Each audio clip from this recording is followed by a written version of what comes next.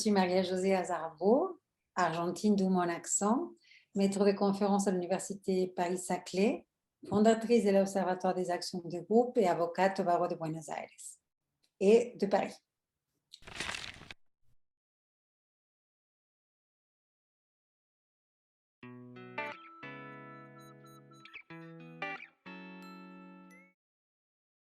L'Observatoire des actions de groupe et autres actions collectives a été créé en janvier 2017 à l'issue d'une académie internationale qui s'est tenue à la Maison du Barreau, que j'ai eu le plaisir d'organiser et de diriger, qui s'intitulait « De l'inaction aux actions de groupe ». En effet, la première action de groupe avait été adoptée dans le domaine des droits de la consommation en 2014, donc 3 ans plus tôt. Un an plus tard, donc en 2015, une action de groupe dans le domaine de la santé avait été introduite. Puis, la loi de modernisation de la justice du XXIe siècle, en novembre 2016, a étendu le champ d'application des actions de groupe et a consacré des actions de groupe dans le domaine des données personnelles, de la discrimination et de l'environnement. On a assisté donc à un élargissement des actions de groupe et en même temps à la consécration dans le Code de procédure civile d'un socle commun pour les actions de groupe qui devait se dérouler devant le juge judiciaire,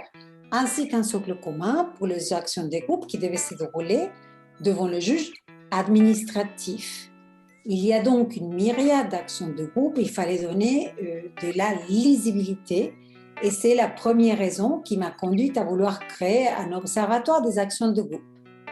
Mais la France a une longue tradition en matière d'action collective depuis le début du siècle, depuis le début du XXe siècle. Depuis 1913, la jurisprudence admet par exemple les actions des associations lorsqu'elles agissent dans le cadre de leur objet statutaire sur la base d'un mandat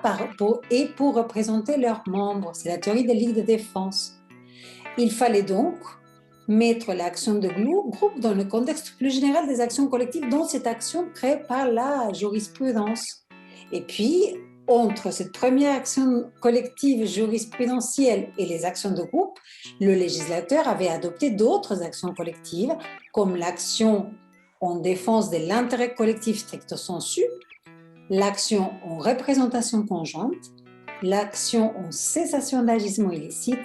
et les actions en suppression des clauses abusives. Toutes ces actions peuvent être considérées comme des actions collectives que dans ma thèse de doctorat, j'ai appelé lato sensu, donc au sens très large. Il fallait donc de nouveau éclaircir le panorama et faire la distinction des droits que ces différentes actions collectives visent à protéger. Par ailleurs, les actions de groupe en droit français présentent une grande originalité par rapport aux actions existantes en droit comparé, particulièrement les class actions, le recours collectif et d'autres actions qui portent de noms plus ou moins similaires en droit comparé. Il fallait donc présenter cette originalité et ce sont mes voyages dans différents pays qui m'ont permis de comprendre et d'appréhender différemment cette originalité de l'action de groupe ou class action, la française, comme l'ont appelé certains auteurs, pour mettre cette originalité en avant et ses points positifs, parce que l'action de groupe, on en a certains. Enfin, il n'y a pas encore aujourd'hui,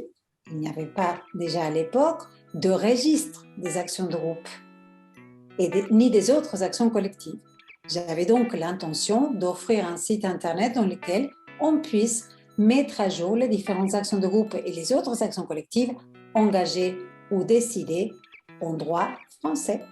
Voilà les différentes raisons qui m'ont amené à fonder cet observatoire des actions de groupe et autres actions collectives, sachant que son slogan est un regard pluridisciplinaire parce que l'observatoire est une invitation à tout chercheur et à tout étudiant souhaitant croiser les regards